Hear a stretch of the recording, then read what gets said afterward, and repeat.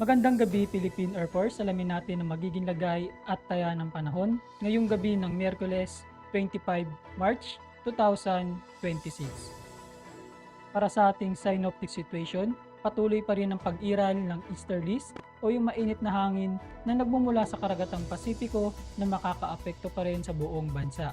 Sa ngayon, wala pa rin tayong namomonitor na sama ng panahon sa loob at labas ng ating Philippine Area of Responsibility.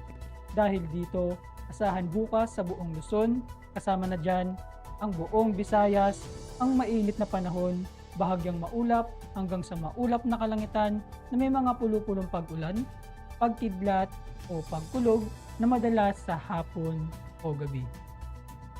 Samantalang dito sa Davao, asahan naman bukas ang maulap na kalangitan na may kalat-kalat na pag-ulan, pagkidlat at pagkulog, dulot yan ng easterlies.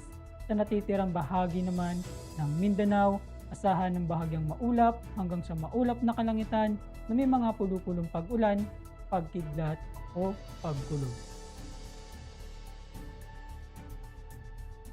Para sa magiging lagay at taya ng panahon sa loob ng 3 araw, simula Biyernes hanggang Linggo sa Metro Manila, Cavite, Lipa City,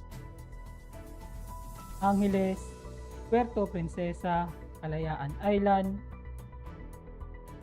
Mactan, Zamboanga at maging sa Davao, asahan ng bahagyang maulap hanggang sa maulap na kalangitan na may mga tsansa ng pulupulong pag-ulan, pagkidlat o pagkulog. Lulubog ang araw ng 1808 at sisikat bukas ng umaga ng 0556. Para sa ating moon illumination, 45% increasing. Para manatiling updated sa lagay at taya ng panahon, ipalo lamang ang Air Force Weather Center sa aming social media accounts. Yun lamang po ang lagay ng panahon ngayong gabi sa ngalan ng aming commanding officer na si Colonel Alvin Jan Tugador, PAP GSC. Ako si Sergeant Antonio Emrilio Jr., Weather Broadcaster ng Air Force Weather Center. Muli, magandang gabi, Philippine Air Force.